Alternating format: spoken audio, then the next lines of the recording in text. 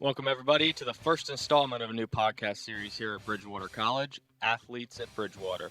I'm your host, Blake Hearn, and each week I will be joined by an athlete from a different sports team here at the college. For the first installment of this series, I'm lucky enough to have senior golf captain Elijah Tackett. Elijah is a two-time third-team All-ODAC member, a Cleveland Golf Srixon All-American Scholar, along with a business administration major. How's it going, Elijah? Pretty good, Blake. How are you doing, man?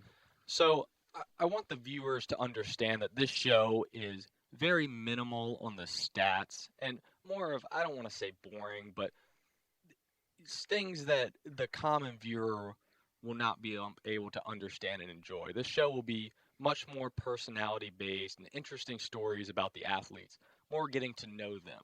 Okay. So, on that note, let's start off with how you got into playing golf.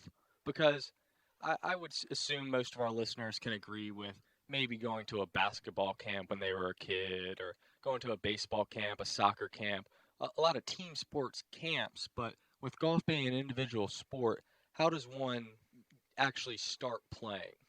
For me, I was lucky enough that my dad had played golf for a number of years, prior to me being interested in golf.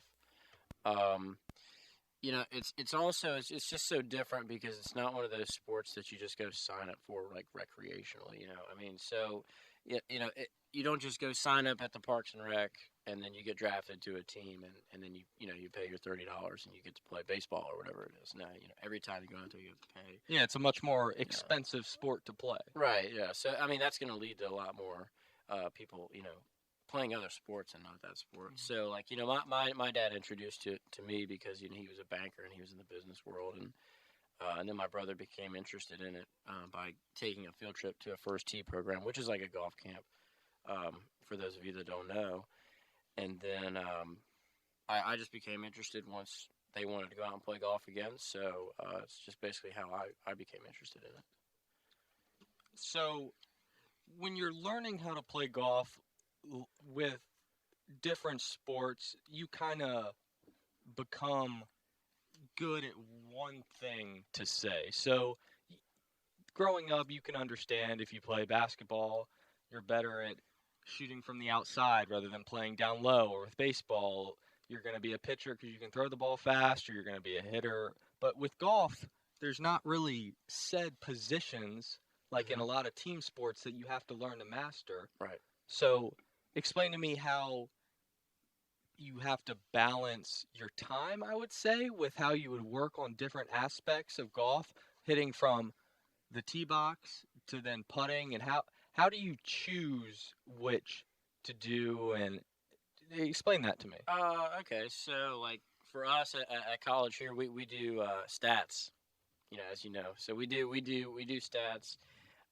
We mark how many fairways we're hitting, how many greens we hit when we're supposed to hit them, and how many putts we have on every green, how many times we chip the ball up and in, which is saving a par from missing the green, and then we just basically will digest those numbers, understand them, and that will help us realize what our weaknesses are, I guess, and then we'll practice the proportionality based on what we need to really practice, based on our numbers.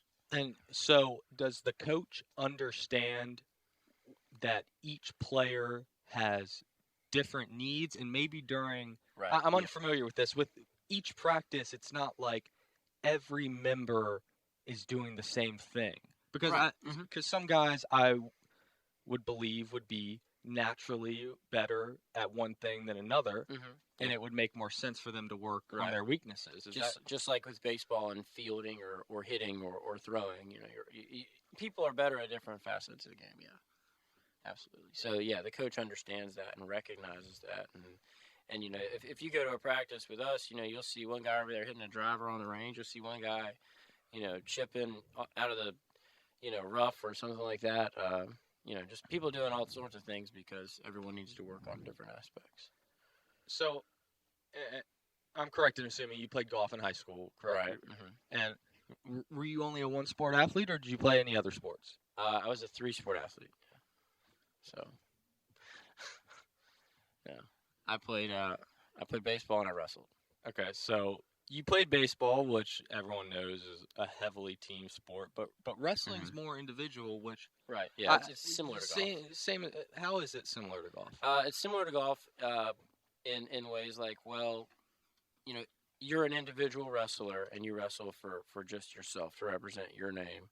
But then you also represent your team or your school. You know, obviously I wrestled in school. You know, some people wrestle in clubs and stuff like that. But, you know, for us that wrestled in high school, we represented our high school too. So, you know, it's a team sport to a certain extent, and it's an individual sport to an extent. And but yeah, it's kind of like golf because the more that you push yourself and the more that you want to get better, you know, the better you'll get if you put in the time, and you'll see more direct results based on your practice time because you know it's not like basketball. You know, you could pass a guy a great pass and always practice your passing, but if he drops the pass, you know, you don't have direct result or you know, really direct positive result from it. So, on a lighter note, now that we're talking more about the college team, my friends I have who play golf always seem to be asked the question or be joked around about on how there's no athletic ability needed. All you guys do is ride in the cart, right up to your ball, and get out and hit, then hop back in the cart. Yeah. Is that true? No, it's not true. It's not true. I don't know. I think there's a slight misconception of golf on the campus, but that's just me. So would you like to tell everyone that you guys do not ride in golf carts, correct? That is correct. Yes, we don't ride in golf carts. Okay, you heard it here on Athletes at Bridgewater. That the golf team does not use golf carts. We don't ride golf carts. No one carries our bag. No caddies. Yep. You know, no one brings us sandwiches out there usually. Coach does every now and then, but that's, you know, beyond the point.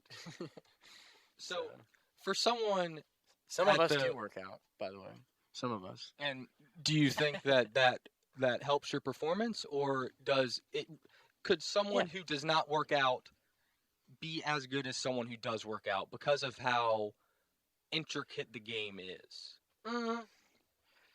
I think it's small differences that you see from working out. It's not like in football, like you know, if a guy puts on 20 pounds of muscle, you know, he's way stronger, and so he could, you know, tackle more people or, you know, run over bigger guys this year than as opposed to last year. Well, you know, just because you put 10 pounds on of muscle over, you know, the winter break for us, and we go into the spring season, say I hit it 10 yards further, that doesn't, you know, or you know, just because, I'm sorry, I said that wrong.